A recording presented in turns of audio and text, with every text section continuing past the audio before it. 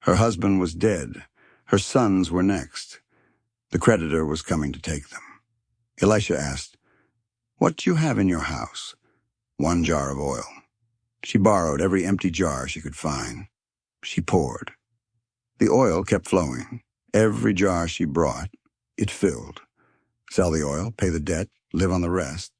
The oil stopped when the jars did. Please like, share, and subscribe if you found this video informative.